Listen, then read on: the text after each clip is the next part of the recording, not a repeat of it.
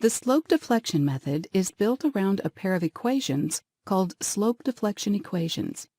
In lecture SA28, we derived the slope deflection equations for a typical beam segment. These equations define member end moments in terms of member end rotations. This formulation, however, is limited in two ways.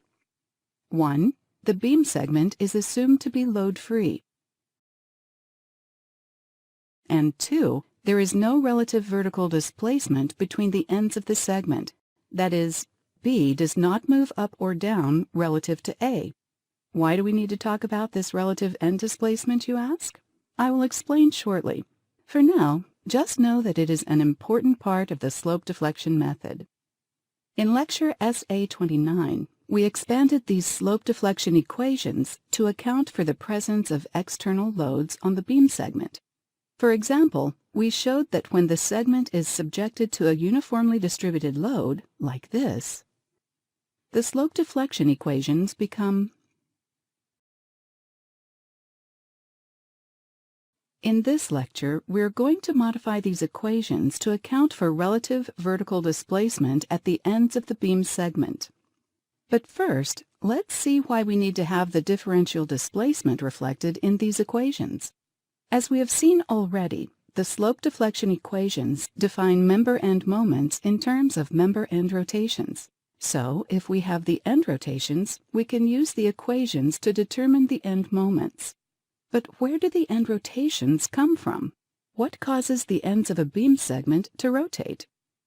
There are three reasons for joint rotation in beams. 1. The load directly applied to the segment causes it to deform, resulting in end rotations. 2. Loads applied to adjacent segments force them to deform. These deformations, when propagated throughout the structure, result in end rotations in our member. 3. A relative vertical displacement between the ends of the member produces end rotations. It is this third reason that we want to investigate in this lecture. Here is our beam segment. Its ends are labeled A and B. What happens to the shape of the segment when one of the ends moves up or down in relation to the other end? One of four scenarios would result. If B moves up, we get this configuration resembling a counterclockwise rotation of the member. If B moves down, we end up with this configuration, which involves a clockwise member rotation. Further, an upward movement of A is equivalent to a clockwise rotation of the member, and a downward movement of A corresponds to the member's counterclockwise rotation. So, when the beam segment experiences a differential end displacement, member and, by extension, joint rotations result. If the member displaces like this, we could say tangent theta A equals delta over L, and tangent theta B equals delta over L. But since our analysis is based on the assumption that joint rotations are very small, we could write and therefore, when differential displacement, delta, is present, the end rotations equal delta divided by L. Okay, but how do we incorporate this in the slope deflection equations?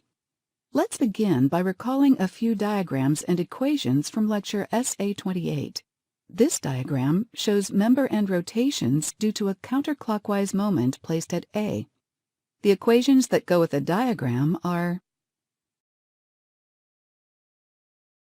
Similarly, this diagram shows member end rotations when a moment is placed at B. And here are the corresponding equations. Further, from lecture SA29, recall this diagram. It shows member end rotations due to a uniformly distributed load. And here are the corresponding equations. Now, let's add this diagram to the list. The diagram shows the member end rotations due to a differential displacement denoted by delta, where theta A4 equals theta B4 equals delta over L. What do we get if we superimpose these diagrams? We get the total rotation at A and B. That is, we get theta A and theta B, where theta A equals theta A1 minus theta A2 minus theta A3 plus theta A4, and theta B equals theta B2 minus theta B1 plus theta B3 plus theta B4. Knowing the individual rotations, we can rewrite these equations as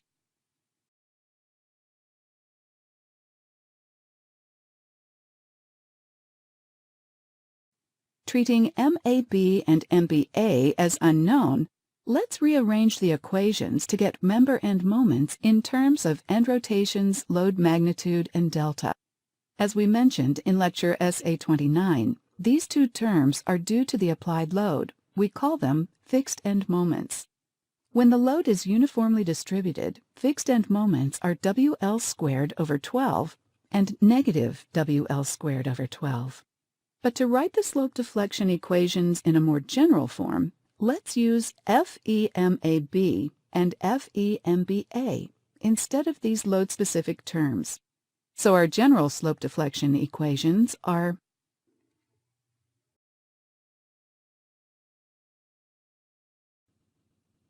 Now let's see these equations in action. Consider this beam. It rests on one pin and two roller supports, but the beam is free at the right end. The entire beam is subjected to a uniformly distributed load. We wish to analyze it using the slope deflection method. As usual, we assume a constant EI for the entire beam.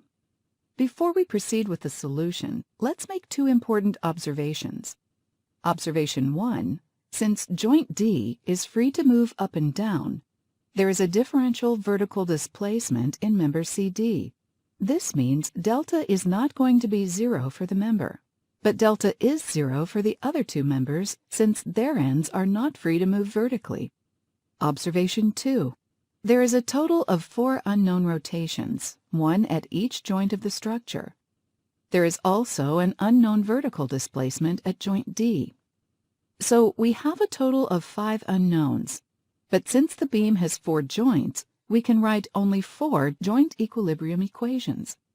Therefore, we are one equation short for determining the unknowns. This happens whenever we get a non-zero delta in our equations. But not to worry. As you will see shortly, we can use our basic knowledge of static equilibrium to come up with an additional equation. To begin, let's separate the joints from the members, like this.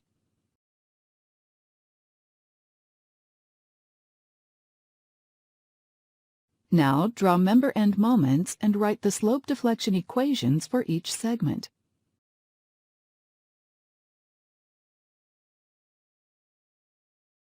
Here are the slope deflection equations in their general form.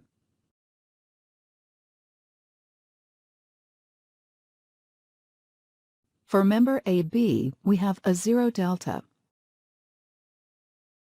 and the fixed end moments are WL squared over 12 at the left end of the segment and negative WL squared over 12 at the right end of the segment. Therefore, we get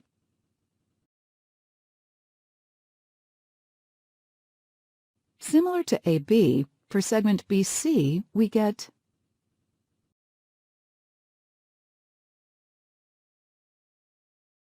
and for segment CD, we have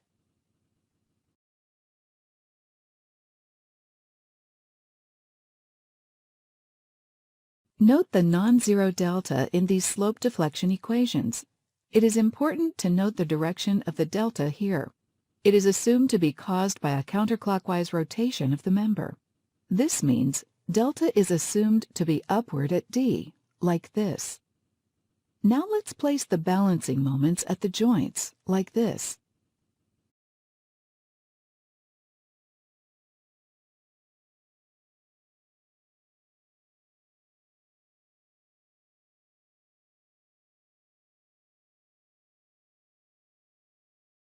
And write the joint equilibrium equations like this.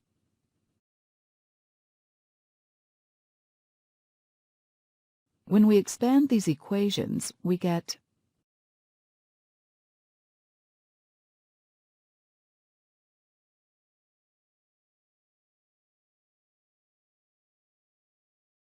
Here we have 4 equations and 5 unknowns. Now we need to come up with one more equation. To do so, we isolate a segment of the structure and write the equilibrium equations for it. In this problem, an ideal segment for this purpose is CD. Let's cut the beam just to the right of C, then draw the free body diagram for segment CD like this. Since the conditions of equilibrium must be satisfied here, we can write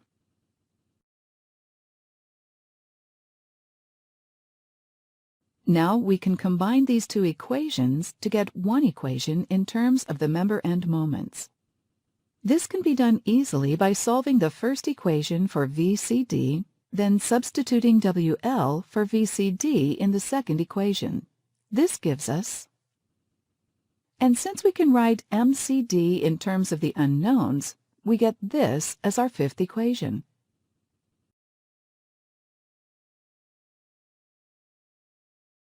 Solving these equations simultaneously, we get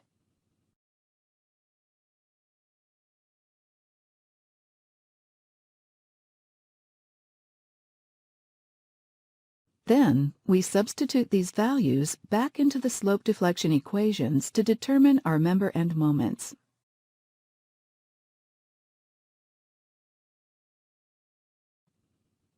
Now, draw the free body diagram for each segment and determine member end shear forces.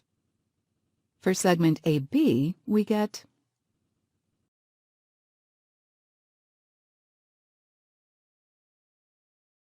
For BC, we have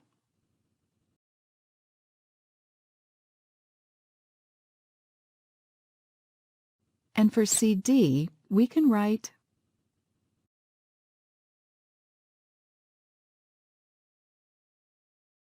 Finally, transfer the computed shear forces to the joints and determine the support reactions like this.